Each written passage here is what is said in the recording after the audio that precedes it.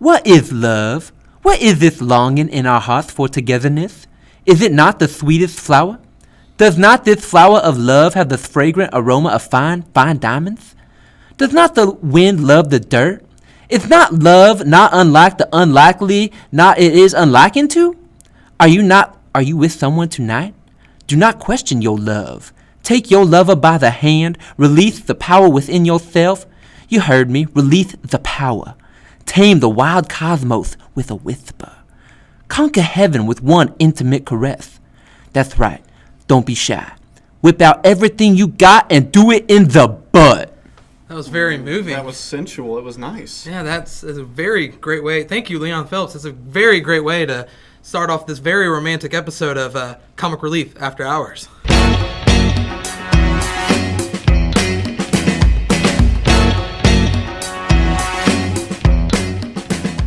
All right, guys, and welcome back to Comic Relief After Hours. Sorry last week we didn't actually put anything up. We've all had a little bit of commotion and busyness in our personal lives, and we just had to take a break for a week. But we are back with you guys this week, and we have a very interesting topic, something that Josh actually wanted to talk about. It's a little unconventional, not a whole lot of movie news. I'm actually myself on a media blackout when the next 2 weeks coming with Infinity War. Apparently a TV spot dropped. I'm not watching it.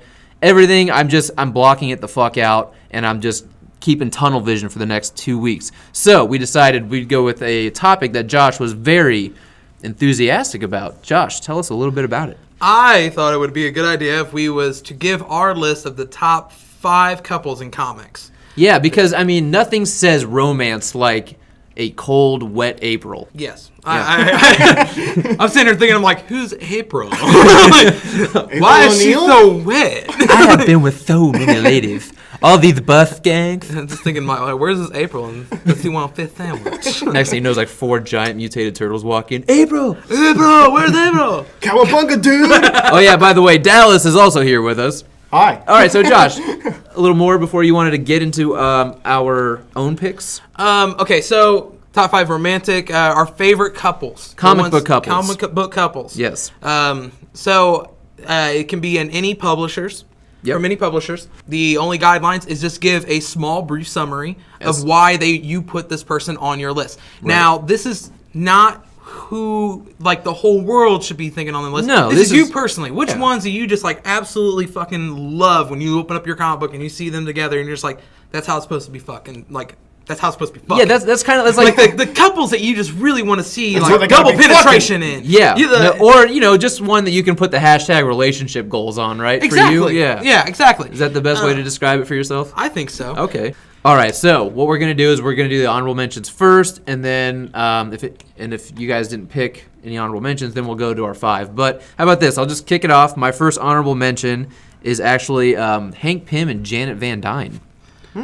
I know that this is going to be a controversial pick for some people because all they think is Hank smacking the shit out of Janet, which if you go back and actually read it, that's not what happened. But no, the thing for me about Hank and Janet is that they have like a tragic love story. There's like this love story between them where they both want to be together, but each one is battling a personal demon. It's just never really the right time to get back together and try again. And then at one point they do try again, and it works really well. And then, of course, Janet's killed. So, here's the thing. Like, they have a really good back and forth. You can tell there's a lot of love between the two of them, but there's just the timing is always wrong for them. And it's to me, it's a really good tragic love story. So that's my first honorable mention. All right. Do you want to go with your honorable mention? You go for it. Okay. My honorable mentions, there's one of them that's going to really make you guys mad.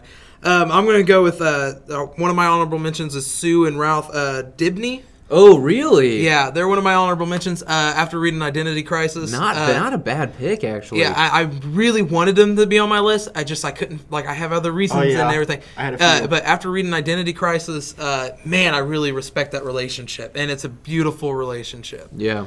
Okay, I could see that, honestly. I mean, having read Identity Crisis, especially the end of that book. Oh, yeah. Man, there's a longing there that, yeah. That's a relationship that actually affects almost the whole DC universe. And it's one of the most unsuspecting relationships that would cause this ripple effect outward in the rest of the DC universe. So sometimes those are the best, though, when you don't suspect it. Like, there's your obvious choices, and those just make sense and they work. But then there's those unsuspecting ones you're reading and you're like, you come across them and it's just like eye-opening. You're like, I don't know why I've never thought of this. This is an interesting setup. Yeah. It's really good. And I will say, even in Identity Crisis, maybe, I mean, it's not like everyone knew Sue the best, but I do still vividly remember reading Identity Crisis and Ralph talking to whoever he's on patrol with that night in the beginning.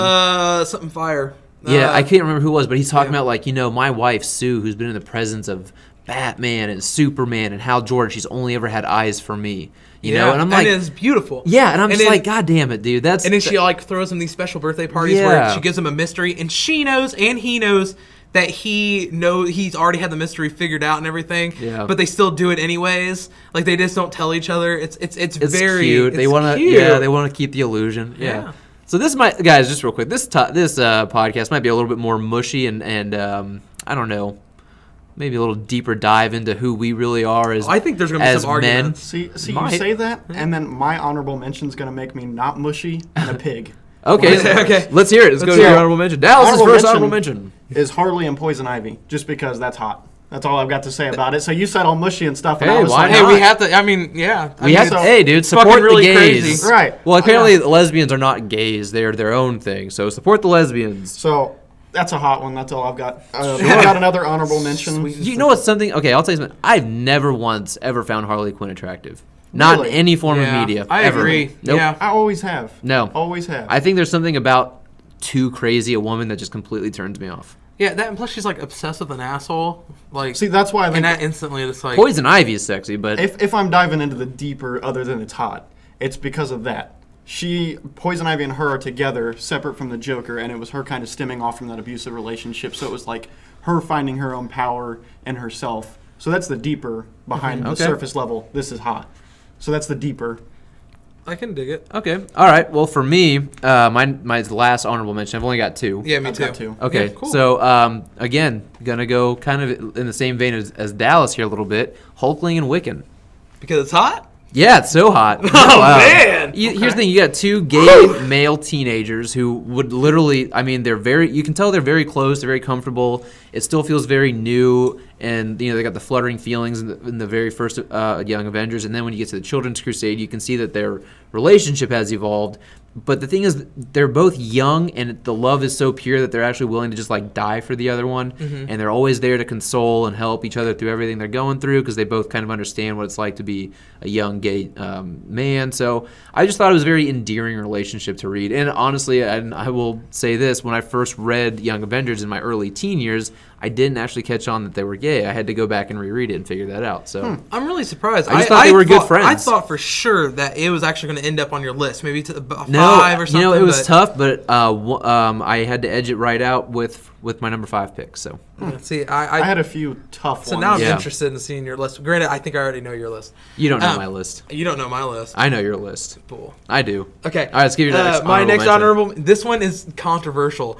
Is this some of your fan fiction? Sue and Reed Richards. I was contemplating putting them on there, but I go, honestly, in everything I've read with them, you don't get the happy couple feeling from them. No, you don't. The only reason why I could honestly sit here and think of why I would put them on the list is that they're like your pillar couple, and First family of Marvel. yeah, and I'm just like, but that's not enough reasoning for me to put them on my list. Well, I knocked a few out for that same thing. I didn't feel the chemistry, but it was there, and they tell you it's there. That's So you the just have thing. to It's assume a there. tell don't show type Right. thing with them. And here's my reasoning for not liking this pick, because I did contemplate it.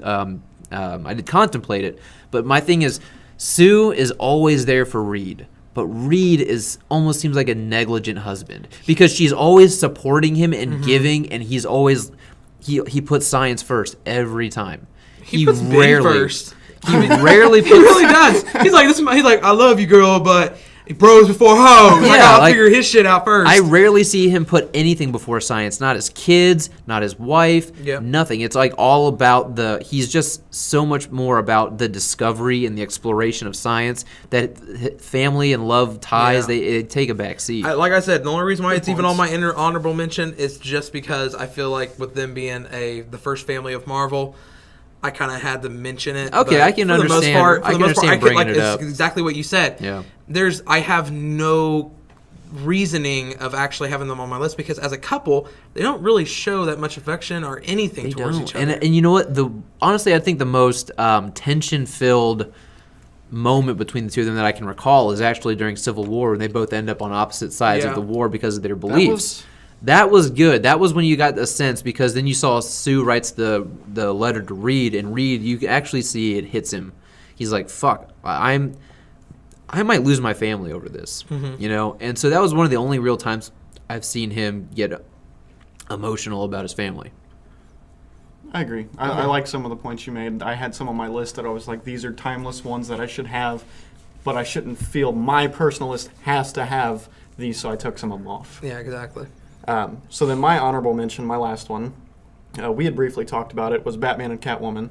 Yeah. The reason I don't have it on my top 5 is Batman is a character I like more solo than I like him with sidekicks or I like him with someone. But me as a Batman fan, that's my favorite relationship he's been in, so that's why I threw it in honorable mention, not top 5. I'm going to go with this. Batman to me is like Iron Man. Don't give him a love interest.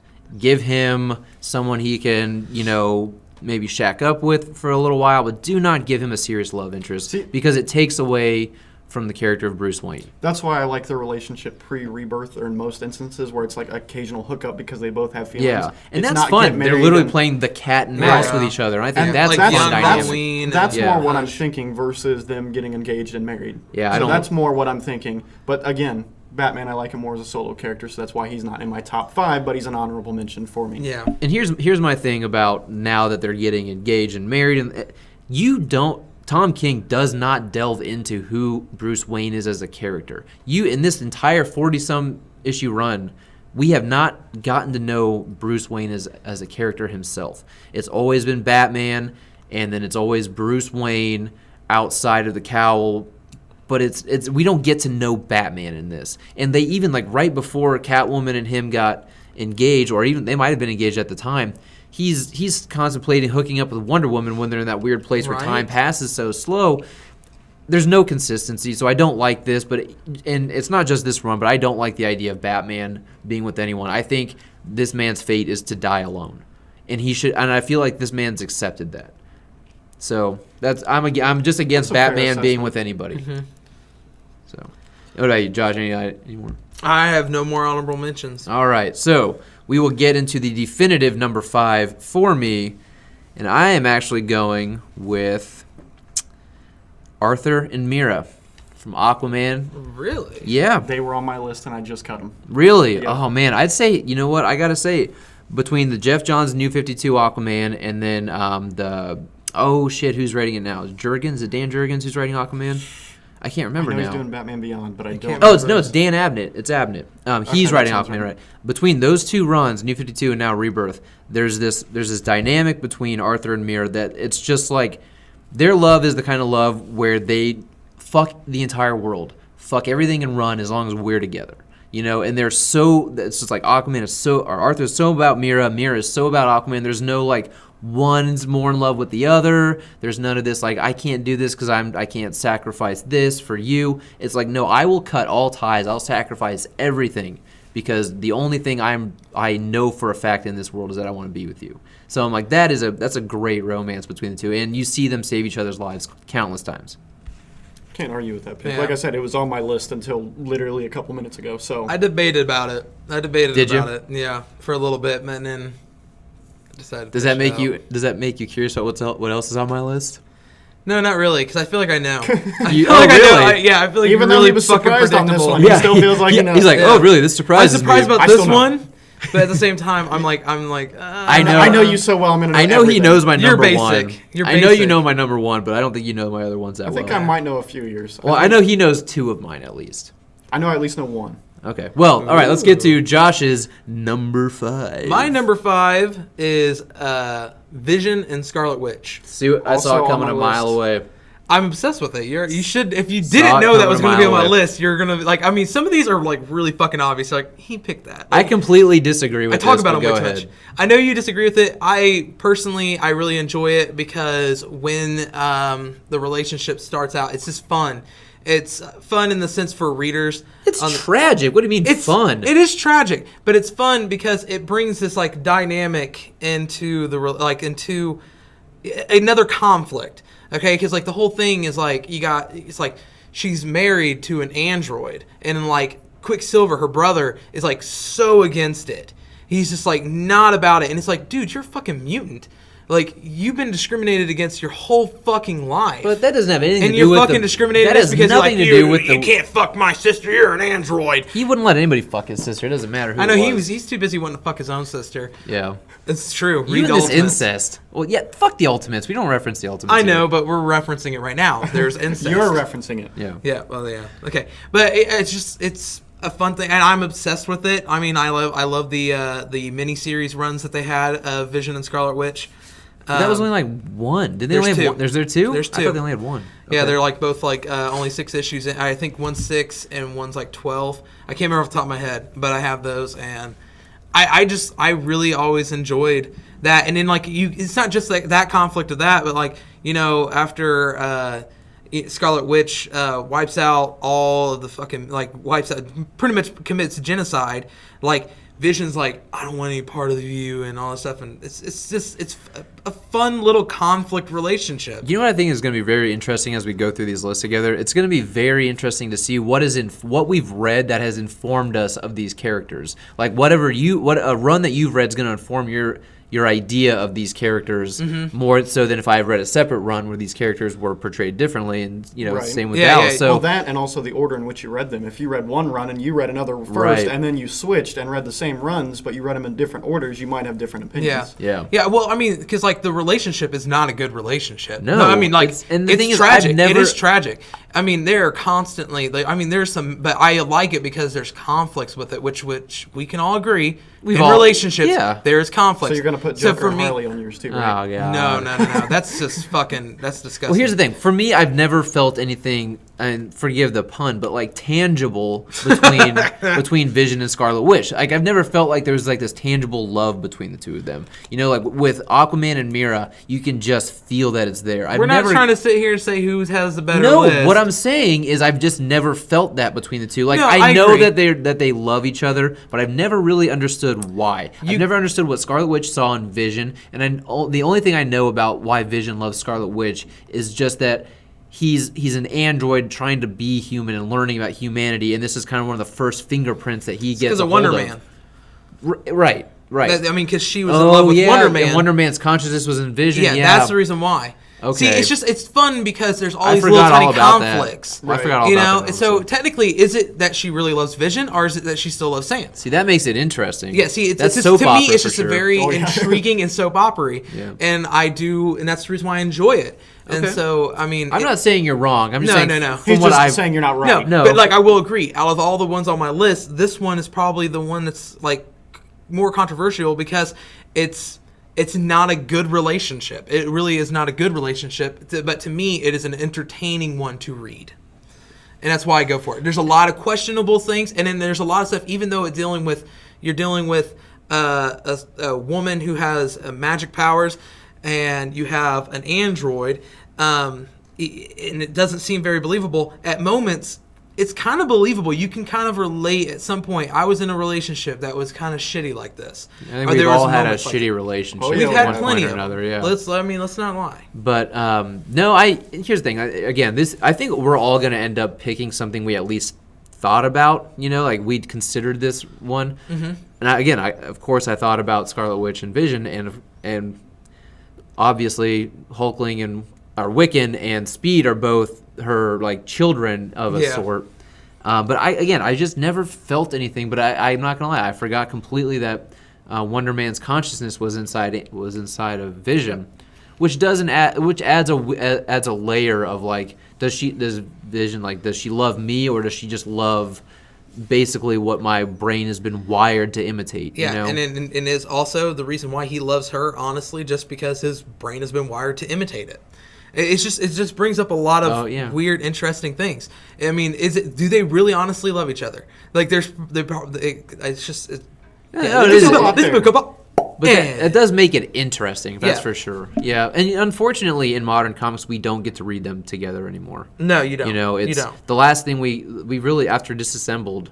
Yeah, and that, I mean, you got Disassembled, and just The last thing that I remember reading them in was right before AVX. Really? There's a scene where she comes to the mansion, and it's after she committed genocide. And Well, House of M was how far away from AVX? a few years. Was it? Yeah, Okay. a couple. Yeah, it was kind of misplaced a little bit, but at the time she comes back, and they're trying to get her to, like, her and a couple other people are trying to get her to come back to the mansion and just kind of like, come back to them. And she goes there, and they're trying to get Vision to come talk, and he just gives her a fucking cold shoulder. He just gives her the shittiest look, and he's like, pretty much just saying, "Fuck you, bitch." By then, he's not really Simon Williams' consciousness Yeah. anymore. He's kind of developed his own. Yeah, and then he wants nothing to do with her, and she is heartbroken by it. You can tell, and it just adds onto a layer of her feeling guilty for what she has done and everything. Okay, you've convinced me to go. It's not a bad pick. They were in my top 15, and then I had to narrow it down, so they got the cut. But All right, Dallas. We are gonna go on to your Yeah. definitive number 5 pick. number 5, similar to what you were bringing up with Aquaman and Mira, Okay. is Hawkman and Hawkgirl. It's just a timeless one. Century after century, they always find each other and end up. I don't know that I can argue with that kind of love. Yeah, but do they really love each other? Because it seems like every time they're reincarnated, they have to convince each other that. Well, it's more like Carter having to convince. Well, I think they call it Shiera now, Yeah, right? they do now. It's like arranged marriage. But it's like weird. every time they reincarnated, Carter has to convince Shiera that this is destiny. We're destined to be together. And it's like, it's kind of like with this. Does she fall in love with him because she loves him, or it's because she's being told this has been this way for thousands of years? Right. So it's just it. I don't like that. Here's the thing. I also don't like the idea of destiny or fate. I personally am just totally against the idea. So I think a really good exploration of it, even though the show lacks in this series and other series connected to it, was Legends of Tomorrow. I thought that was actually a really good exploration of them, because it shows them in ancient times, not destiny or anything. They fall in love, even though Carter's not supposed to fall in love with her, and she's not supposed to fall in love. She's in an arranged marriage, and she goes behind it, and they're hiding their love. And he does. They come back, and he has to explain to her, hey, this is who you are. Every time. But the way they illustrate it wasn't hey, this is destiny. It was more, remember who you are. And they explore her kind of going, that's not who I am. And she falls in love with another character, kind of. They kind of explore her with Cisco, if I remember right. Yeah. They're kind of exploring that. yeah, because she And was then- first introduced, I think, in Flash. Yeah, was. she in was. the TV show. Yeah, and then they kind of shift it back because she, it's not, this is destiny. It's more she starts to feel the feelings that she had felt before. And she's like, Cisco, look, you're great. I like you. But this is a person that I've loved for thousands of years. And it's just that timeless destiny or fate. We can argue about that. Right. But just that always finding each other situation. Right, which again feels like it's a machination of destiny. It and is, not so it much is. like an organic, we fell in love. And I'm not gonna lie, I don't have a whole lot of experience with Hawkgirl or Hawkwoman, whatever you want to call her. But I thought it was actually much better in Justice League Unlimited I with knew Jon that's what you were Stewart. going. I'm sorry, but Hey, that feels. I don't argue with. I But really it's not did comics. Like that. So, but I think in that cartoon we got to see a better idea because, of course, there was Carter Hall. And he was in there, and she actually just kind of rejects that She entire does. notion because she loves Jon Stewart. And when Jon goes to the future and realizes his son is the son of him and Shiera, It's Warhawk. and he yeah. comes back, and he actually doesn't tell her. Right. To me, I'm just like, that's real love. It was good. It's just that timeless thing, destiny or not. Yeah, I can't argue it. So that's why I put it at 5. I didn't put it at higher. I would have given that an honorable mention and taken one of your honorable mentions and probably put it on that list personally, but.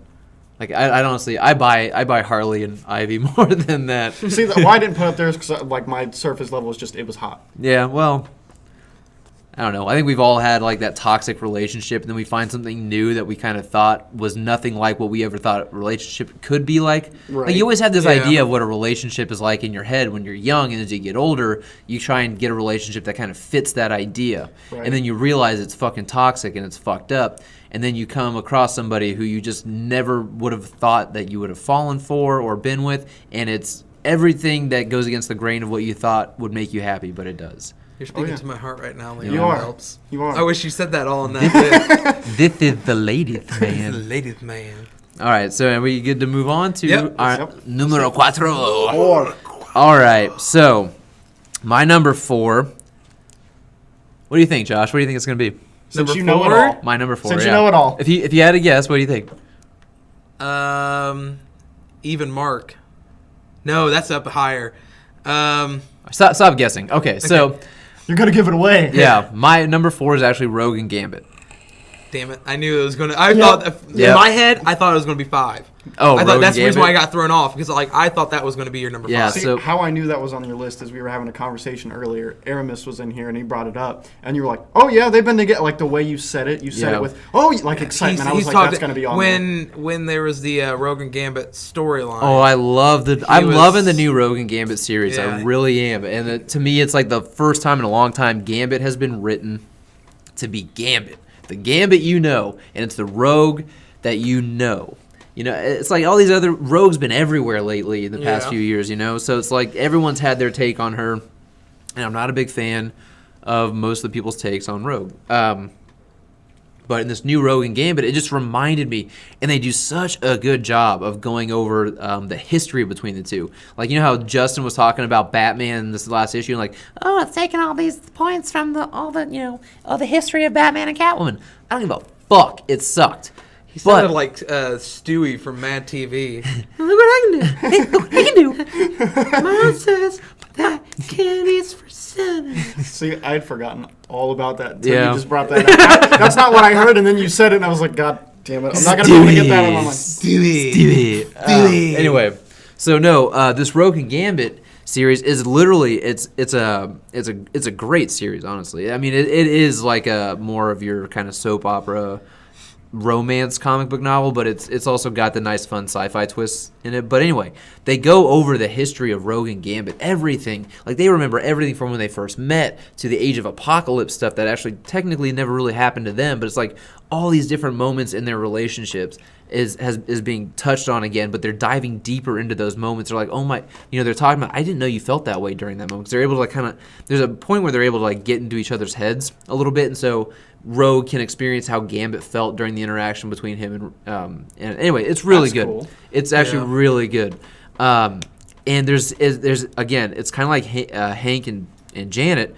It's a tragic love story, but it's a tragic love story for a different reason, and it's because Rogue just physically cannot love the person she wants to love, and it makes it hard. But Remy is always like, Sherry, I will not, he's not. He's, Sherry, oui, oui. Like, but he, French accent. mon frère. But like, Gambit's never willing to leave her side, and no matter what she's doing, even if she's dating somebody else, there's always a spark between the two He's of them. a sly motherfucker, man. He's a silver tongue fox. Oh, man. he's great, but the thing is, like, he is absolutely sincere in all those moments Oh, too. yeah. She might be dating someone else, and he'll grab her hand, and even if it's just for 2 seconds that they're connecting, he's like, "Look, if you say it right now, I will drop everything. Me and you again. We'll try again. We will try again. And I think it's a forbidden love, but it's a different kind of forbidden love. But it's Hank and Janet meets Arthur and Mira, in a weird combination because they would literally stop everything. They would stop the world for each other, and I think it's a great relationship. But it's just unfortunate that it has to always end in tragedy, and it. So like, when you're reading it, this is not long for this world. It's doomed. It's the doom is looming over the entire situation, but they make the most of the time they end up having together, and it's explosive, and it's very sexual. So it's also fun. It's very sexual. It's very sexual, but it's a great relationship, and I'm gonna plug it. If you guys aren't reading Rogue and Gambit, it's a great little series. I'm okay with that pick. Yeah. It's a solid pick. That's my numero cuatro. Numero cuatro. Even though that is Cuatro. Spanish and not French, I don't speak Creole, so. All right, Joshy boy, what do you got at your For my number four, it's actually Cyclops and Jean Grey. Yeah, I thought about this one too. Okay, I convince thought me. about it. Convince me. Okay, Convince me as he poses in a very because articulate, '90s, smart listener. because teen or kid Josh from the '90s would be very upset if I didn't pick it. Now, I think it's kind of similar in a sense of it's a very tragic love story because every time you read the characters, it's always writers love to write Jean and Cyclops together, but they love to take them apart from each other just as much. Yeah. I mean, there's always death. There's something. I mean, think of Phoenix Resurrection. Jean finally comes back, and there's Right? Cyclops for like a fucking panel, and then he's dead again. Boom. Writers love breaking these two up more than they love keeping them together. And when I read them, I feel like this is a couple that they both mutually would go to whatever length they could to it, and even change, some of their views to Accommodate the other one. yes, or to save them. They would go to the ends. Cyclops gets really disgruntled whenever Jean dies, and it's vice versa. I feel like there's a lot of trade. There's a lot of give and back. Back and forth, you mean? Back and forth, yeah. Give and take. It's hard to give and take in that relationship. And also, just like whenever I hear relationships in comics, it's one of the first ones that pops in my head, and I think it's mostly just because in the '90s when I grew up, They were the it couple. they were right? the it couple Yeah. in the cartoons. The comic books that I was reading at the time, it had them in there together. It was a thing that was very thrown in my face. And when I was younger, I would sit here and go like, one day, I'm going to meet my Jean Grey. But make me feel for them. Like, why? Because I'm going to tell you what, I've never found Jean and Cyclops, especially back in the 80s when I read that stuff. I never felt like they were actual characters. You know what I mean? They were just cogs in a team together who happened to be dating. That's how I've always felt about them. So give me something, man. I want to latch on because I want it, because I love Scott and Jean. I really do. Like, One thing I that you're going to find out with my list Yeah. is it goes from this is how it moves up. It starts off with more of what couples am I more interested in reading about. Yeah. And then slowly it goes to something I feel like is more genuine. But you have to like reading them for a reason. You have to connect. The reason why I with like them. reading them is because when they're together, you can feel to me, I feel that they are two people, like I said before, that would do anything for each other. But but the best part about it is you get this love moment, and like I said, the writers like to write more of them breaking apart, being split apart. And when those moments happen, you do feel for, the characters.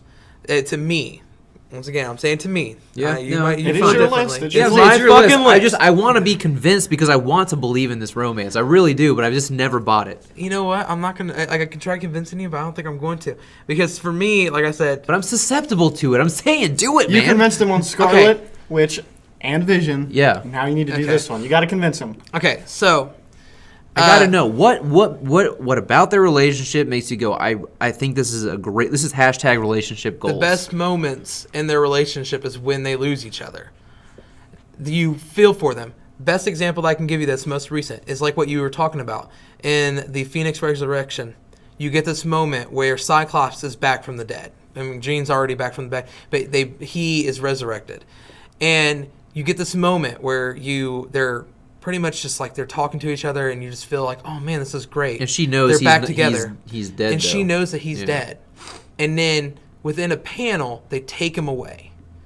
He's gone from her once again, and you feel for her. But You she feel seems for so accepting at the idea. She's accepting too, because though. she knows that he's dead, but at the same time, you feel that pain. You know how it is. You've been in a relationship where it just does not work, and the person has to go. If you love him, let him go. Yeah. And it hurts. I mean, regardless if you are accepting of it, it's still even if you know still it's not hurts. right to be together. Yeah. So is it safe to say that this pick is more because of personal experience is why this is on your list? Because there was a moment Dallas, in which I you- signed up for a goddamn podcast. I didn't fucking sign up for a therapist. You take that shit back home. So that's a yes, everybody at home. Yes, if She told me she loved me. if you don't have a Psych 101 degree, yeah, I'll educate you. this denial of his Are you taking is Psych indicative. 101 in your college? I actually took that like 2 years ago. Oh, okay. So he's well informed. I took Oh, Psych yeah. 101 and 102. This man. is very Come at me. Freudian Come of at me, you. bro. Yeah. But no, that's for me. The reason why I like reading them is because you read it and it's just like with the Gambit and Rogue. You know it's doomed. And so the parts of But him neither of and them her are together, dead all the time either. yeah. the parts with them together, yes, you don't really feel this super romantic vibe. You do feel a vibe that they are very, protective of each other in a sense of, one will kill themselves to save the other. But it's the breaking up points. Now, their breakups aren't normal breakups. Right. It's usually death. It's usually like some alien cosmic being just Yeah. like kills shit. But then it's afterwards. The pain that Cyclops feels when Jean Grey leaves. I mean, it went through comics for years. I mean, the dude the dude never got over her. I don't know. He dated Emma Frost for a long fucking Yeah, time. but you knew he would drop. Like, he even mentions Rebound. it multiple times that he would fucking drop Emma Frost in He a actually second even for mentioned Jean. that Emma like put a psychic block in his mind too, so he would Yeah. stop talking about or Yeah. stop thinking about Jean. Yeah, because she found out that he would be thinking about Jean During sex. During sex. Yeah. So the dude was in love with her, and you can feel that. Yeah. Once it's doomed and it's end, it's gone. So for me, this is more not so much them together as much as them split apart.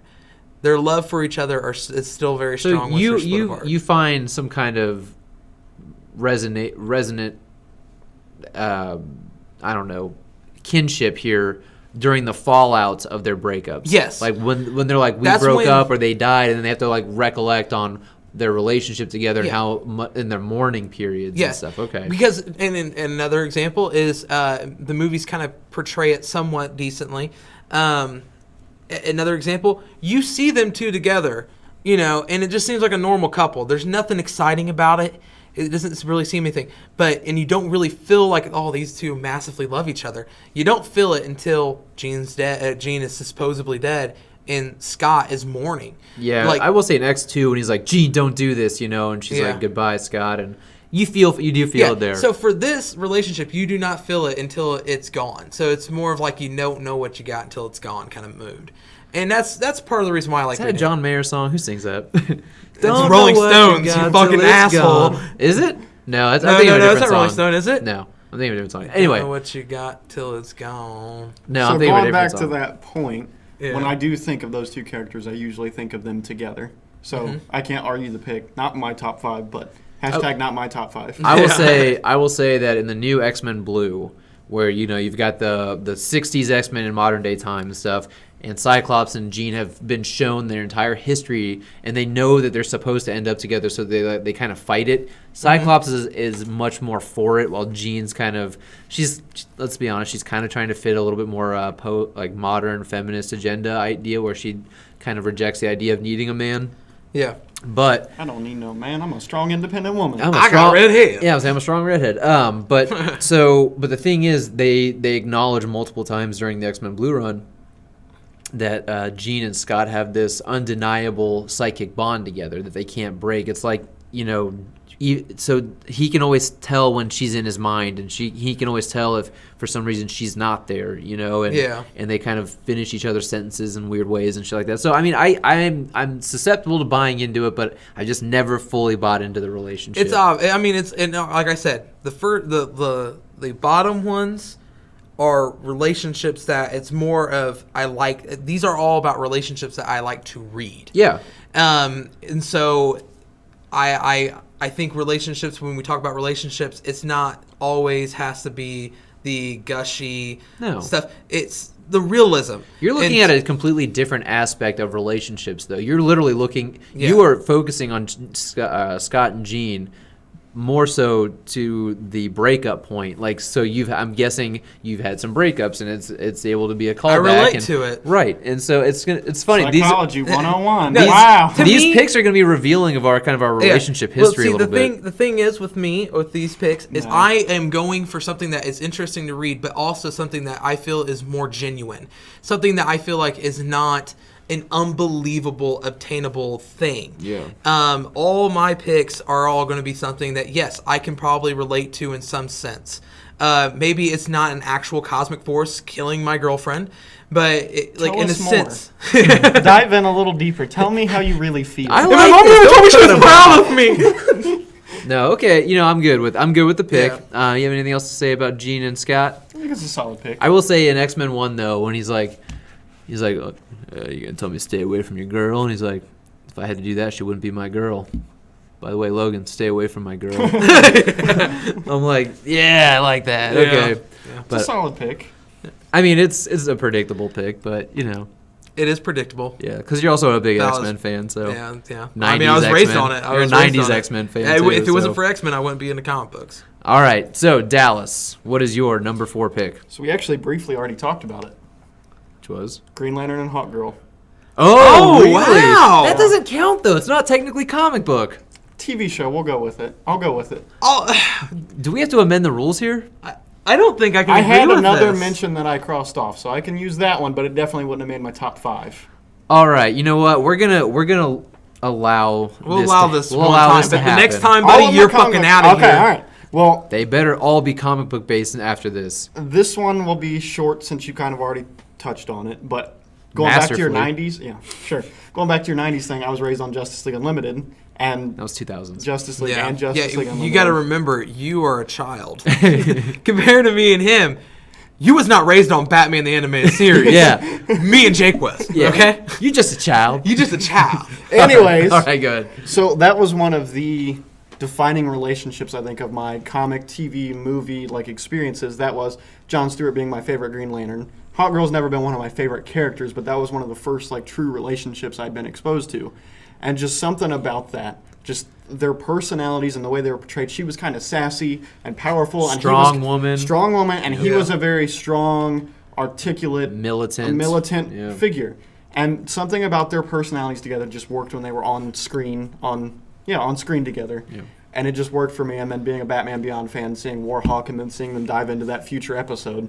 What's great about that too is he's dating Vixen at the time when Right. he finds out about that, Right. you know, and she had just, they were all kind of thought she tried to take over the world with the Thanagarians Right. and stuff. So it made for an interesting drama. Right. you It know? was an internal struggle with him.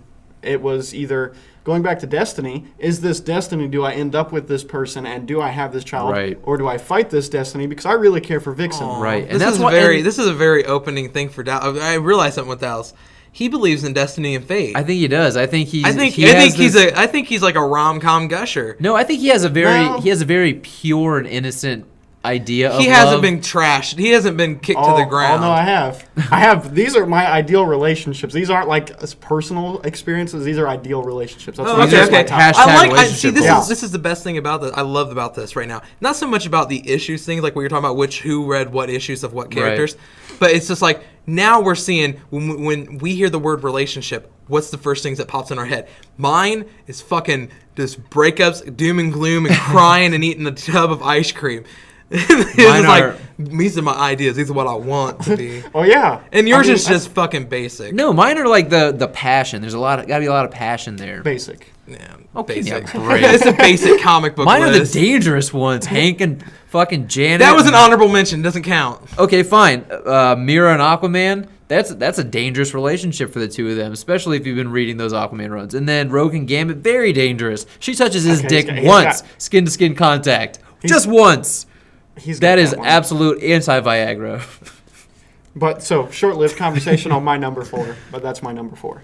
Okay, It's a very interesting relationship. I'll It give you is. that. Even though I mean it's not comic book, but the reason I like it so much though is because it does resist the idea of fate and destiny. You know what I mean? Like, Yeah. he's like, do I pick her because I love her, or am I only picking her to fulfill what I know to Right. be true, and I don't want to mess up this future?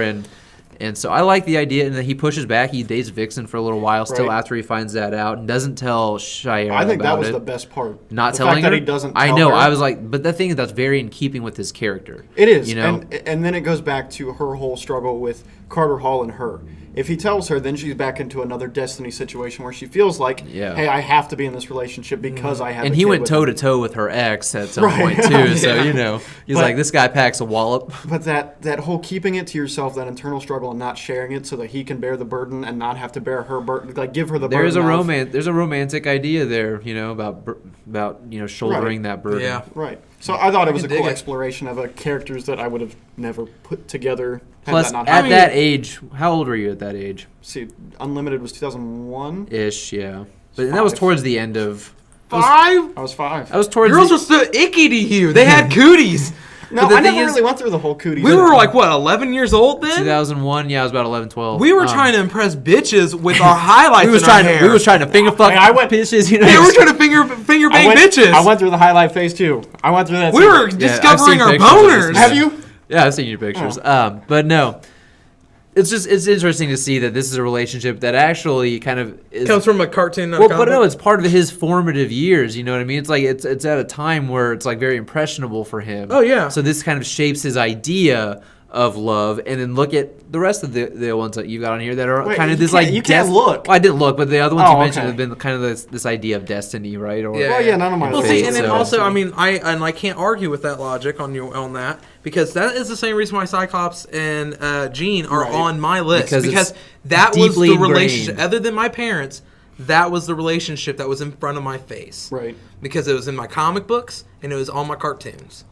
So I understand completely. I know that one kind of broke the rules. I had another one there, so I could have gone with that one. But We can forgive you this once. Thanks. We'll but if you forgive try it. to pull this shit again, I'm telling you, I'll tell you what. you're off the fucking podcast. I'll put in the Okay. H before the W. What? What? I'll tell you what. Tell boy. you what. All right. Why am I saying what way? All right. So let's go with our number 3 picks now. I'll Number start Are it we off. Trace this time. Huh? Trace. Those threes. Yeah. Okay, so I don't. Hey, quick question. Quick answer. Quick question. Quick answer. Okay, so it's uno, dos, cuatro. You guys know what happened to 3? It was gone without a trace. Okay, let's get back to the podcast. Yeah, let's Let's save us from that. Yep. All right, so my number 3 is something that I think he's already briefly mentioned, which is Marco and Alana from Saga. They have a very Romeo and Juliet-esque relationship together. They're from. Man, I was really about to put it on there, but I feel like I haven't read enough Saga to put it on my list. It's so good, especially if you're up to date with it. It's really good. So you've got 2 women from a different species, not species, but different people, and they're different species, I guess. And then Marco, who is from a different people, and they're actually both their worlds are clashing in a war that's been going on for generations. So their love is literally forbidden, you know. And they have the first child of these 2 different races, you know. So it's like this child that's so they have a mixed child, and an intergalactic. yes, it's Yeah. and you already know it because you're reading Saga and it's already told from the point of view of the child. So anyway, Wink. but Wink, wink. the thing that's great about their relationship is that it just feels so fucking real. Even though this entire comic book takes place in a far off, very high fantasy land, you know, in shit that, as far as we know, does not exist in any way, shape, or form. You know, like trees that you can turn into rocket ships and shit like Sounds that. realistic. So yeah. But anyway, so you've got Marco, who's kind of got these ram horns on him, and then Alana, who has like pixie wings, and again, they hook up together. They kind of fall in love, but you're not really sure. They're not sure if they really fell in love or there was like an infatuation. But she gets pregnant, so they decide that, well, I'm pregnant. We're gonna have to see this through. But now we're all on the run from both of our people because we can't let them get their hands on our kid. But their relationship is so fucking real, and that's what I love about it. This is there's a lot of nudity, there's a lot of sex, there's a lot of cussing, there's a lot of arguing, there's a lot of moments of joy, but like, you know, I don't know. It's just the best way I can put it is that it's very real. It feels like an actual relationship because you see the fights between the 2 of them. You see the moments where they get along, but you know, maybe someone's got a secret, or you know, you see them having doubts about each other. You're seeing that maybe they don't belong together. You see life take its toll on this relationship, and this relationship having to endure the ups and downs. And I think anybody can relate. Anybody who's had an adult relationship in their life could relate to Alana and Marco. And I think that is one of the best aspects of that book, is just the way they get along. So I don't know. I see that Josh is completely tuned out of this because he is not interested at all. I'm just trying to look something up. Yeah, you're on your phone. I have no opinions on the matter as I have read the series. So. I know. I do have the pops. I was wanting to put it on my list, but I was wanting to put it on my list, but I haven't read enough of it, so I don't want to because I need to read. I won't I didn't feel good until spoil I'm caught anything up. for you. I know you haven't, and that's part of the reason why I was actually toning out because I didn't want him to spoil anything. I didn't want to hear any of it. There's actually quite a few relationships that I don't even put on my honorable mentions because the relationships I feel like would be on my list, but I haven't read enough for them to be on my list. there were a few that I had to take Yeah, off. I have quite a few of them. Well, I'm just gonna say with Saga, even though it's not perfect all the time, it's still kind of the relationship that you want because you want to be able to fight and argue and be vulnerable with, your significant other, and even if it's not agreeable at the time, to see them kind of, go through those trials together and come out the other side unscathed, or maybe they are scathed, but they decide to deal with it and just move on. It's just, it feels like this is kind of what I want, because I know I'm not going to be perfect all the time. She's not going to be perfect all the time. We're not always going to like each other, but as long as, that love is there, you're going to continue. Yeah. So if anybody wants to read Saga, I would highly recommend it. Getting a little gushy there. I mean, It's such a heart-touching. good book. That was nice. See, the only reason why I'm reading Saga is because I had people who knew that I've loved comic books. Who don't read comic books, and they would always recommend Saga to me. They would always recommend it. And there's a guy that I follow on Instagram, and he said one line, and it was, "If you're not reading Saga right now, then what the hell are you doing? You're doing it wrong." Yeah, you're doing it wrong. You're reading comics all wrong if you're not reading Saga right now. And I was like, fuck, I need to read Saga. Like, I mean, I have everybody under the fucking blue moon telling me I need to read Saga, so I'm like, why the fuck haven't I even read it? Tell you. You didn't tell me. Brian K. Vaughan. Anybody who knows comic books or don't know shit about comic books, you're kind of like, Brian K. Vaughan, he's written for both Marvel and DC, and I've read some of his Marvel, I've read some of his DC. When this guy's allowed to just do his thing, and there's no you have to fit this in the Marvel universe, the DC universe, when he's just allowed to do his thing and go where the fuck he wants with his story, you can just tell he writes from experience, and he loves doing what he's doing. There's so much love poured into this book. You can just tell it is a passion project for him. So, anyway, Marco and Alana, my number 3. Josh, your number 3. Plutonian and Modius. No fucking way, dude. Are you for real? No, I'm joking. It's really funny because that's a pretty fun toxic relationship right there. So you're not you're kidding? No, that was actually about to be an honorable mention. Oh man, I was about to be like, dude, tell me about what you think of this. But okay, all right. No. I think I do agree. I think that we probably need to make a podcast where me and you talk about Irredeemable because we need to plug that storyline. We do. So be on the lookout for a podcast about where me and Jake are going to talk about Irredeemable. Yeah, sorry, Dallas, you just haven't read it. Okay. You haven't read it, but you do know how it is. Maybe we should also do Identity Crisis together too. That would be a good one. I mean, we could probably do both of them. We could. Anyway, okay, so similar. top 3. Regardless, top 3, we're getting back into the main subject. Yep. Top 3, my third one is Mary Jane and Spider-Man. Okay, I knew this one was coming somewhere. Okay. Yeah. I picked Mary Jane Spider-Man because I've been so roller coaster about that relationship, and what sparked it back up for me is this recent run. Yep, I was about to say the same thing. This recent run, there is this moment where they're kind of they're kind of sparking back into it, and I'm just like, yes. I needed this. I forgot that I needed this. If you're thinking about the same moment that I'm thinking about, yeah. Dallas apparently he's just That's my number 3. breaking news. Really, Dallas that's your has the number same 3? number 3. Oh, Dallas, we're like Eskimo brothers. Oh man. But it goes back to that identifying things that like the 90s Spider-Man TV show for me, and that was such a huge thing. Yeah. And even though I've joked about the Sam Raimi Spider-Mans, that was something I partially grew up with. So that was another experience for me other than the comics. So Well, I mean, this story, like any other story, it's all about a girl. Oh God, that was good. I'm proud of you. Thank you. It's just the encouragement she gives him. Even that little go get him tiger, the little Yeah. she supports who he is, both of his personalities at times. Yeah, in the comic books, it gets to points It where gets the shaky. main reason why she's he hasn't read. Are you caught up to that No. point? In No. I'm waiting damn on it. one That's why I one was- more issue. One Yeah, more okay, issue for okay, to get before okay. I can- They are the Ross and Rachel of I know. Marvel Oh my Universe, God, they're man. the true Ross and Rachel, and Yeah. and I honestly went so long sitting here going, I don't give a shit. Yeah. I never really felt too much about Mary Jane and Peter together. I mean, there's it feels moments like where it's been so long since we've read them together. yeah, you know what I mean? I kind of fell out of it, and then now it's just There was that- we see him with Mockingbird, and you see him with all these other girls, and you're just kind of like, okay, and then you just need to catch up because I want to talk about it. But I can't talk about it. I think it was issue 796. Yeah. That's actually the one I'm missing. Is That's it the one really? I need you to Oh get me. man, okay. Damn it, okay. Yeah, but that's what sparked it back up for me. Like I did not think I needed it, and then I realized that I've been missing it. Yeah, I'm the same way. I was like, I'm so over Spider-Man and Mary Jane. I'm so glad they're not together. And then I read that issue, and I go, fuck, I want them together again, Yeah. you know? Spider-Man, Amazing Spider-Man 796. Read it, and you'll know what me and Jake are talking about. I think it's 796. I'm almost positive, but it could be 95. It could be 95.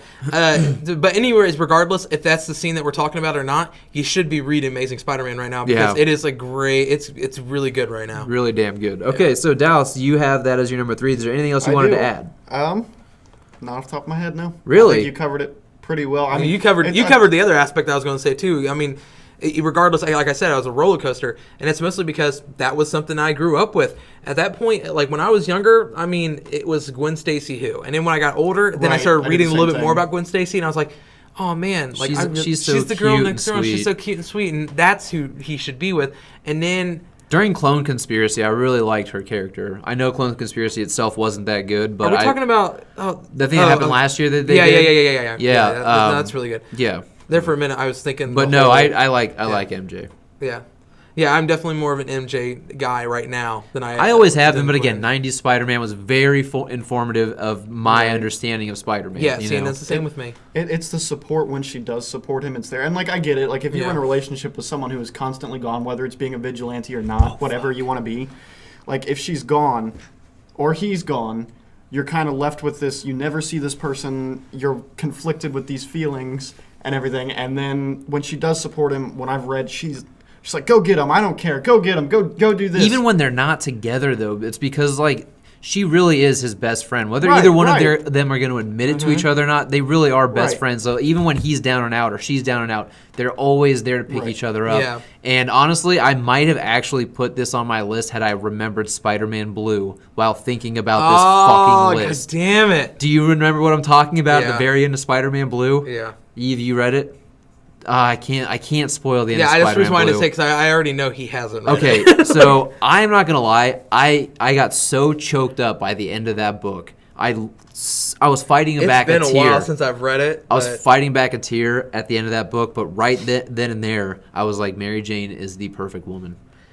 You know, and it was so good because there's just such a level of understanding between the two, between Peter and MJ. So I mean, that's exactly what the whole best friend thing. Mm-hmm. Like, I mean. That is very true, and it's like, and even when the times they almost hate, like you feel like they almost hate each other and they can't stand each other, they're still there for each other. Yeah. Right?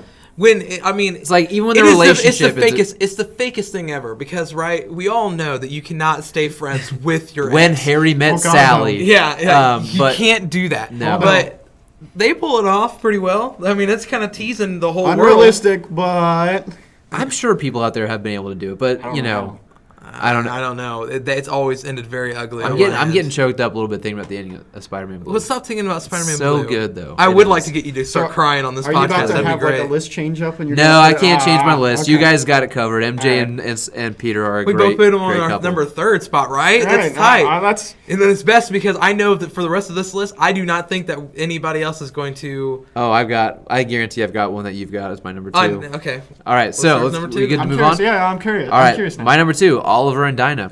Oh. Oliver Queen and Dinah Lance. Is that your number 2? Yep. All right. That's your number 2? So Dallas and I have Oliver and Dinah. Look, if you've been reading Rebirth, Green Arrow, there's no question as to why this is even on there. The dialogue between the two is amazing. Great. But you're talking about a relationship that probably shouldn't work, and anyway.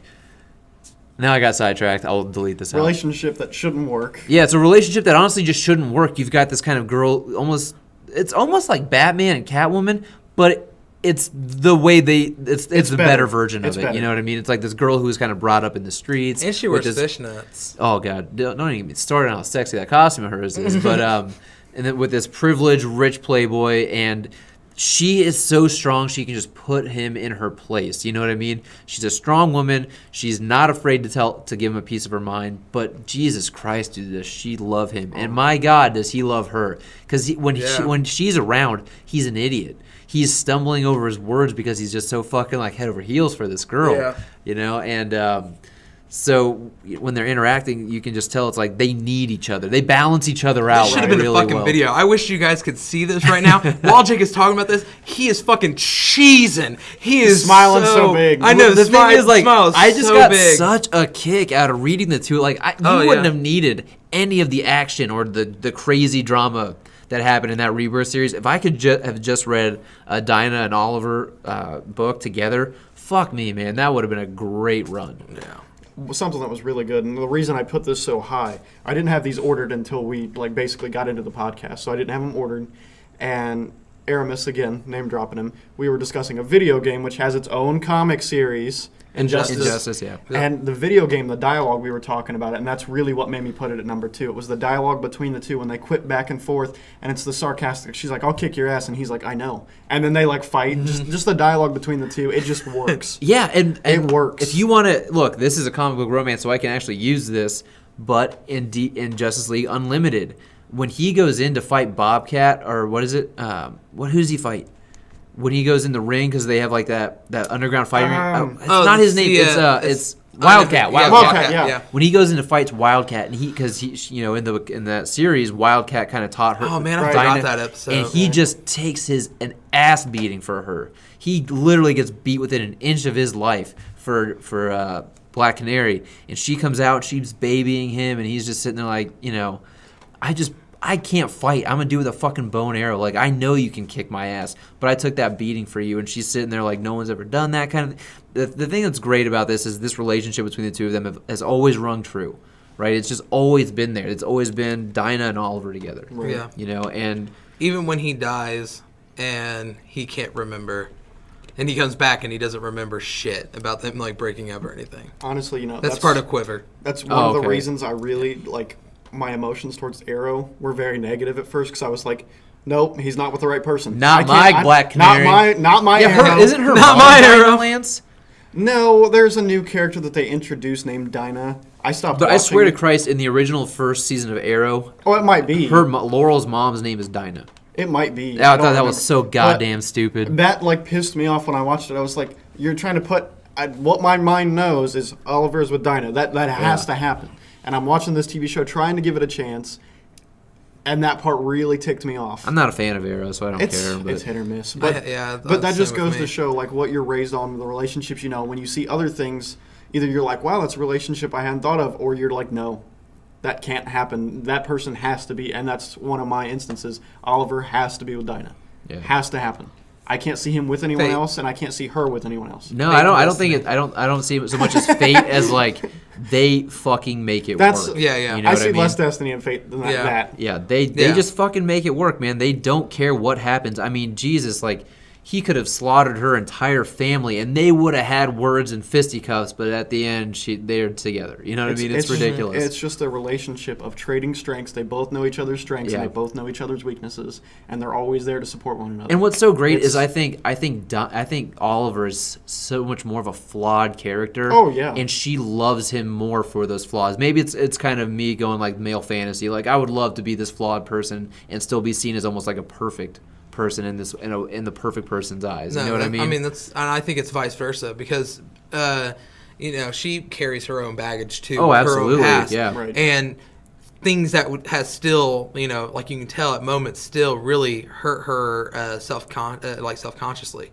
and he kind of overlooks those and But tells her like he's- it doesn't matter, you're perfect. But he's always there as a reprieve. Like he's always got he's like come into my arms. Like look, Yeah. I don't I've give got a, you. Yeah, and it's just And that he dick with a like, hug beard. he can make all her problems go away temporarily if he's just hugging. That's her the best and stuff, part so. about it too, is like especially in the new run where like anytime that she's like really fucking pissed off, like why the fuck did you just come like fucking Oh, yeah, leave she- for a week and then don't say anything to me, and he just like gives her a hug and she's just like She's like, I'll kick "You your ass and I'm gonna fucking-" suck your dick later. Yeah, she's like, oh, you fucking idiot. And plus, yeah, and there's a sensuality to the relationship that Oh, I yeah. really like. That adds another layer because like it's a comic book, you just got to show the PG. No, with them, there's almost a hard R between them at times, Oh, yeah. and I dig that. it carries the passion Yeah. and it's very sensual. Again, another pick of mine that I think there's just a lot of passion in Mm-hmm. between the two of them, and I always that's just something I gravitate towards. So, all right, me and Dallas have given our number 2 That, pick. That was a hard one for me not to put at number 1. It was- I'll say that. Trust me. It was hard, and I'll explain when I get to 1. Okay.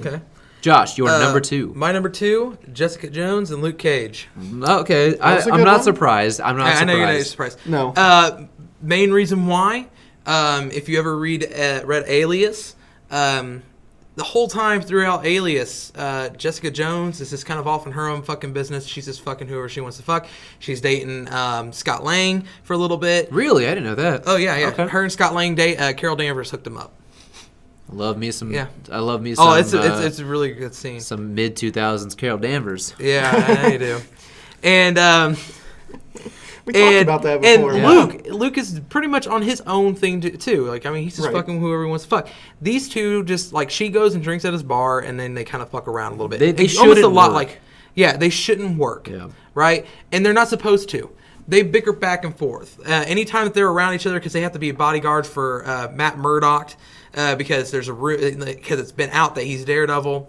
And around this time period, I don't know if you're into the Daredevil. That was the far. Bendis run Yeah, it's on the Bendis Daredevil. run. Not yet. Okay. But regardless, they're kind of having to work together. They do have to see each other every once in a great while, and it's just a small little things. And then they kind of bicker back and forth like elementary school kids, you know, who you secretly know they kind of like each other, but at the same time they kind of don't want to like each other. Ooh, you're gross. And then Wink. what ends up happening is towards the end, spoilers. Jessica lets it be known. She goes to Scott Lang and she goes, "I'm pregnant." And she just pretty much goes, "And it's not yours." And then Scott Lang's like, "Deuces, out." Later, slut. Like legitimately, that's what it was. Like he just gets up and goes, "Bye, Jessica." And it wasn't that she cheated on him. I mean, she was with child. She didn't realize that she was pregnant when she first met him. So she didn't cheat on Scott. It's just, you know, it's what happened. They must have had a very quick fling together then. They did have a very quick fling. Okay. And then she, like, right after that, she goes and she calls for Luke to meet up, and Luke's wanting to meet up with her, and he's wanting to talk to her about something, and he's pretty much just, and she's about to tell him the news that she's pregnant with his child, and he's about to tell her, you know, hey, I know we're not really a thing or nothing, but I would like for us to kind of be a thing because I really can't stop thinking about you. And then she goes, hey, I'm pregnant, and it's yours. And then he goes, cool.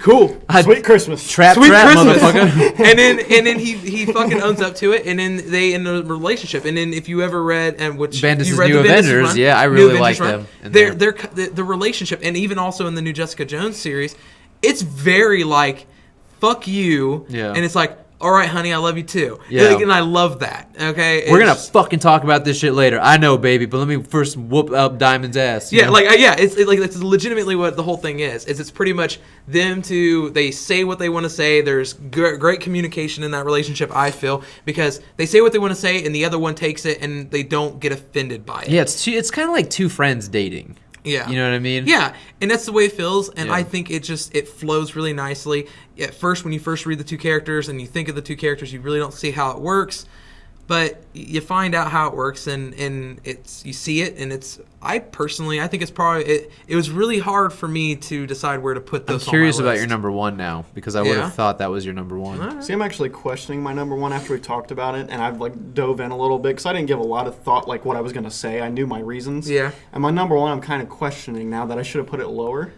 but I'm gonna stick with it. Okay. Okay. All right. But Well, again, my number 2, yeah. Black Canary and Green Arrow. So we already talked about it, so we can go to number 1. Yeah, then. but one more thing about Jessica Jones and Luke Cage. I think that the relationship between the two of them becomes so much more fun to read after the kid's born, because Yes. because not only are they kind of like this friend couple that bickers and argues, but it's never taken personally. You know, it's like they just like to tease each other, kind of rib each other. Yeah. But when they have to become worrisome, overprotective, doting parents together, Yeah. to see them kind of fuck up together is a lot of fun. No, to it's read. fun because Yeah. it is very like I mean if that is a true like I don't have kids. I know people who have kids, and I've watched them, and watching them with their first child is a lot like watching Luke and Jessica. It's Yeah. very true. They just fuck up They all keep- the time. They, you know they what I just mean? keep fucking Yeah. up, and it's just like, well, okay, fine, we won't fucking do that again. And they're not like, I don't know how much we can fuck up because we don't know if this kid's got powers. Or yeah, not, you know what I exactly. mean? So Yeah, it's, like you know. I don't know the limits here. Like And to see Luke as a father is fucking adorable. it's great. It yeah, is. and actually seeing him at moments of being a husband, because even Yeah. though they do bicker back and forth and they do have this like dynamic where they're really kind of shitty and poke fun at each other. You get the intimate moments when you just between have them. serious moments where Jessica's breaking down over shit that's happened to her or what's happening to her at the moment. He's there for her, and he's very. I mean, like when Luke is the very first person that she actually confronts about everything that happened with Purple Man, with Kilgrave in the comic books, and. Before this, you just get this bickering on like a playground, like recess time, through every encounter that you have with these two, and then you get this moment, and then Luke is being very genuine. He's very comforting, and he's there for her. It's in my opinion, it's a great, realistic relationship. So you like it at your number 2 spot? I like it at my number 2. I'm All right. kind of surprised though that it's number 2 and not Yeah, 1. I really was am. thinking that'd be number 1, so I'm curious about your number 1. I'm gonna keep thinking about it as I go to Dallas for your number 1 since we went over my number 2 together. I'll let you do your number 1. This one is sort of toxic. So this is the one that kind of breaks the mold from what I've been doing. Everything's been like fate or destiny or just true romance. If he says Joker and Harley, No. That one didn't even, like, I thought of all the relationships I could, and I was like, that doesn't even probably make my top 50. You're Because leaving I don't it, like that relationship. I know his number 1. See, when I was growing up, briefly touching on that one, the animated series, I didn't see necessarily toxic because I was so young when I watched it. Because it came out, what was it, 96 is when it wrapped up? What? Or was it that? 95, the animated series, Batman? 97, I think. Yeah. Did it wrap up in 97? I think so. I think it Okay. ran for 5 years. So, 92 yeah. to 97. I would have literally watched it as a very, very, very, very small child. And so, like, I didn't see the toxicity until I grew up and I understood what a good and a bad relationship was. Mm-hmm. And then I thought about it. This one is less toxic, and the only reason I put it here is because when she finds out who he is, she supports it. And it's Terry McGinnis and Dana.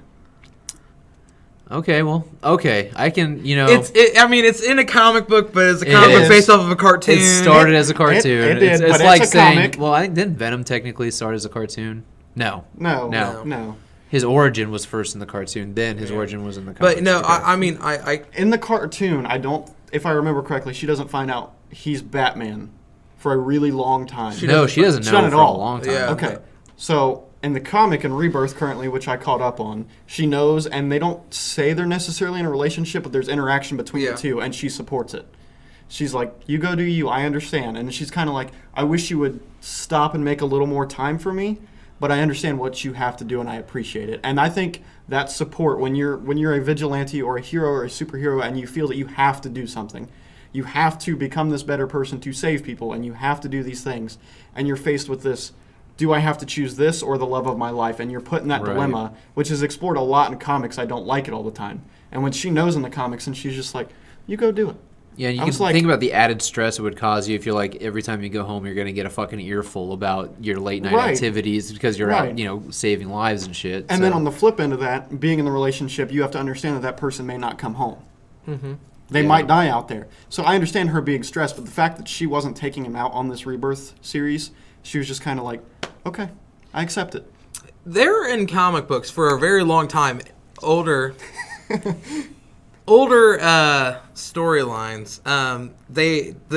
The female companion was always very supportive of the superheroes, and then we get to this area where someone thought about it and was like, Everyone needs to nag. why the fuck would this girlfriend deal with that shit? Yeah. Guy leaving all the time. And then for the longest time, it wasn't in books anymore. And then I will agree, around that time with Terry, that's when you start kind of getting that again. I Right. mean, there's not a whole lot of, that's supposed to be the conflict of the relationship is you're a fucking superhero and I can't fucking deal with the stress. Right. So that's my number one. After thinking about it, I may move it a little lower, but I'm sticking with it, number one, for this podcast. It was something I grew up on. You do you, boo-boo. Thank you. All I'm right. Boy Blue. So I know. Okay, so before we do I this- know my number one. I know what you your know my number number one You one. obviously I know your number one. I would Well, hope you yeah, know your okay, number okay. one. I know Josh knows my number one. I think I've just figured out your number Wait, one. wait, Okay, can wait, we do wait, this we'll go where with you your both number say it one at the first. same time? Can we say your number one, both of you say what you think it is at the Like same what time? we think each other one's is? No. Like he says his number one while you guess his number one at the same time because I'm curious. He knows my number one. It's not even. yeah. It's not hard. Yeah, He no. knows If it's my what I number think it is, I No, know it's the because it's entire one time. that I would like to put on my list, Yeah. but I haven't read enough to put it on my Okay, list. so it's a I'm dead giveaway. curious. Yeah, it's Mark and Adam Eve from Yeah. Invincible. I mean, and I don't know too much because I'm not that far into the series, but I will say that the beginning of their relationship is it's once again very Ross and Rachel. Yeah, it is. And I can. But dig it's not intentionally Ross and Rachel the way Ross and Rachel are, because Ross and Yeah. Rachel, they're like, we're getting back together. We're not getting back together. Yeah, and it's This like is- we were on a break. Yeah. Oh God. So all of your relationships are based on friends. no. No, just Ross and Rachel. Just Ross and No, Rachel. I mean like on your list. All of them are It's based very on Joey and Phoebe. Yeah, like you no, want it no, to no. happen, but it doesn't. But no, the beginning of Mark and Eve is more just missed opportunities or bad timing. You know what I mean? That's not really what Ross and Rachel were. They were kind of the beginning, but they ended up dating by like season 2. So whatever. Anyway, but no, Mark and Eve, they are the perfect couple. Like this is hashtag relationship goals in comic books. You know what I mean? Okay. And I can't give too much away because I know Dallas, you won't read it, but I know Josh is I'm going to interested read to it. read it. I it's want to read it. really good, man. It's a decent book. I agree with him. You have to wait until you get to about issue 11 before it really picks up, because before that, it just feels like a fucking parody comic. It does. It feels like it's kind of a spoof It's satire. not bad, but at the same time, you're just kind of like, Yeah, okay, you're whatever. kind of wondering I've read if the same Kirkman, shit yeah, before. You're wondering if Kirkman's trying to get his footing here, but he sets it up, and then everything else. He sets a tone. And to be honest, that tone, if you don't set that tone, This doesn't then make that any moment sense. that happens, Yeah. it doesn't impact as much. It's like in Batman v Superman when everything is just super serious. So when the actual serious shit happens, you're just kind of like, okay, let's just exactly. kind of in keeping with the rest of the tone of the movie. This doesn't impact me anymore. But it just hits you unexpectedly. yeah, so no, but anyway, Mark and Eve are so fucking great together. Eve is literally the epitome of the perfect woman. You know, there's elements of like Dinah from Green Arrow. There's elements of Mary Jane. There's probably elements of a little bit of Rogue.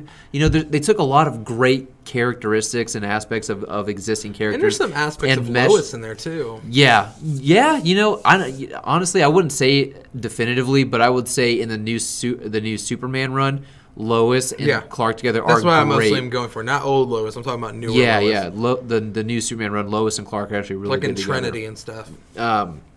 But they took all these different personality traits and aspects of different female characters from comic books and kind of put it into one perfect woman.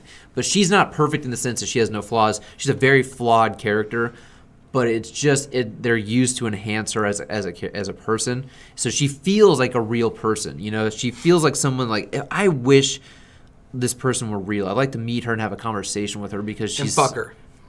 Yeah. And then later on, as the series goes on, I can't ruin anything, but there are things that happen to Eve as the series goes on, things that happen to Mark and the way they deal with it with each other. You know, they're dealing with their own lives. Happens to Mark. You don't know what happens to Mark in the slightest. Trust me. I already mentioned it once before. In I'm our talking group about chat. like way later in the series. I'm talking about issue like 100 and something. Oh, okay. Well, anyway, the things that Eve goes through, the things that Mark go through, the way they go through it together, it's like, man, if my life could be, my romantic life could be any comic book couple, this is the one I would choose. This is the comic book couple I would choose to be if I could be any of them. And the great thing is she's got her own power. She's got a killer power set. She really does. I love her power set. And Mark, he's very much just like straight up Superman. You know what I mean? But not as fucking powerful. He doesn't have heat vision and all that shit. But So, question for you then. yeah. Because you just now brought up Mark. Like, you briefly talked about him, but you focused more on her. Yeah. Is the relationship you chose number one more because of her than it is him? Well, Or is it equal? He has 'Cause a you- crush on her. That's all it comes down to. Well, yeah, I she's guess kind of a that's kinda- comic book crush, but the thing is too, like I'm a man, right? So I have to look at it through like what seems to be the most ideal mate, you know. And Eve would be Yeah. the most ideal mate for me. But the thing is too, everything that Mark has to do and has to go through, the way she gets to deal with it with him, and the way he has to respond to her, it's done really well. And what I'm bringing up Mark now is more to just accentuate, because the book is about Mark. He is the main Right. character. So you only get so much time with Eve because she's not the main character. So I kind of have to talk about her in order to talk about Mark because Right. you know what I mean? Because Mark is the central protagonist here, but it's just they have the relationship that I think everybody should strive to have. Again, it's a little bit like Marco and Alana from Saga, where they fight, they bicker, they have their moments of falling out, but the way they come back to each other, the way they get to deal with each other, the way that evolves their relationship, and then the trajectory the relationship ends up taking after all of the hardships that they've endured, all the great things they've endured. It just has this great natural progression, but there are also times where it feels like they're setting up this idea, like it's something that's very familiar, like, okay, I know how she's going to deal with this, I've seen this 100 times, and then they fucking just spin it on its head. You're like, wow, I'm so glad that she didn't do what I expected her to do, because it's like the typical quote-unquote woman thing to do. It's like, no, this makes her feel like she's her own person who makes her own decisions. It's not that she's just being written as a character to serve the plot. It's like, if I'm writing this book and I'm writing this plot, I'm using Eve to help me navigate the story I want to tell. No, she can make a decision that if I feel like the story would be best be served this way, but she makes a decision that would make it to go, swerve off to the left, that's the decision that she makes. So it makes it harder for the storyteller because they want to flesh her out and make her real, Okay. And again, I'm talking about this through the eyes of Mark because he's who we learn our story through. Right. So Yeah. The other thing that, like, from the beginning, from my standpoint, they're not a thing yet. But you can tell there is something in between the two of them. The one thing that I really enjoy is the fact that Mark doesn't make any kind of moves towards her. No, he's very respectful. He's very respectful of her. But you want to say, like, okay, so maybe he's just a very respectful guy, but really, I mean, like, he's dating a insecure. girl. He's insecure, but he is dating another girl at one point, and it's there, but at the same time, it's not like he's pushing it, and he just wants to be a really, really good friend to her. Yeah, and that's the thing too. They both have superpowers, so they both understand each other's lives and how hectic it can be to have to be a superhero. And also try and juggle like a personal life. They don't really battle too much later on with like secret identities anymore, but Yeah. the fact that they understand each other's lives like this, and she's still trying to grasp with a lot of realizations that he comes to later on after this whole thing that you're up to, Josh. But I don't know. I think they're just too great. They are two great characters, and they're great together. And you get to watch them for 144 issues grow together. And yeah, they start off as friends first, and I think that's probably what makes it so great between them. Is that there's a hint and a spark between them, but neither of them are pursuing other things because at their core they're just good people. So she's with somebody else, he's with somebody else. Undeniably, there's something there, but they're not going to pursue it because they're not going to be unfaithful. It is slightly heartbreaking when she catches Rex cheating on her. Wow! And then, spoiler alert. It doesn't But matter. it's It's very like within early like on. it's very early. And then she flies to Mark's house because she's wanting to be comforted by him. And she goes up to his window and she sees that he's kissing His girlfriend, Amber, yeah. his girlfriend at the time. And then she just like kind of like goes and like faces like the other direction up again, leans up against the house, and she's like so sad. Mm-hmm. It's like she just keeps walking in on people making out, and she has no body. Yeah. No, she has a body for sure. I need a therapist She again. has no body. But no, again, she just feels so real. You know what I mean? She feels like a very real character, and so does Mark. Mark, I mean, you see him go through many different trials and tribulations, and you can't help but go, man, I know because I've read superhero shit that you should have done something different, but if I were you, I'd probably done the exact same fucking thing. So, Okay. all right, so that's my number one. Yours was Terry and Dana. Your number one. Okay, I want to Guess it. I want to Guess venture it. a guess here. Guess it. Thanos and Death. No, that's not a relationship. That's his obsession. Okay, I thought it was going to be. Okay, I didn't think it was going to be one, but I thought it was top 5. Thanos. Oh no, and Death I or debated Deadpool- about it, but to me, I don't think it's a relationship. I feel like it's an Unhealthy obsession. obsession. It's not. Yeah, it's an obsession. That's all. Okay, it then comes down to. It's my toxic. other one, I don't think this is it, but this is the only one I could really conjure up. You're an X-Men fan, Kitty and Piotr. That was actually going to be an honorable mention. Okay. But it's not. Okay. Okay, so Now I'm very curious. I Is it going to slightly- be Superman and Lois? No. Okay, damn it. See, okay. out of all things I know about you, there's Okay, only here's the one other thing. Here's the relationship, thing. but I Here's the wouldn't- thing. Okay, here's the thing. I cheated. You fuck. Okay. Swamp It's Thing. already been mentioned, but I didn't want to ruin my number one. It is definitely Green Arrow and Black Canary. You That's my number one, motherfucker, dude. Okay. That is my number one. Okay. All in all, that is Okay. my number one. I can't argue that at I all. know. I mean, Yes. we had it at our It's number exactly, two. Yeah, so. it's exactly what you guys said. The only thing I could throw in there is they're very good for each other. Like, they both help each other out, but at the same time, they have that fun kind of relationship. And There's a flirtiness to it at all times. Yeah. Black Canary is good for Green Arrow, and Green Arrow is good for Black Canary in different aspects, and they help each other in great ways.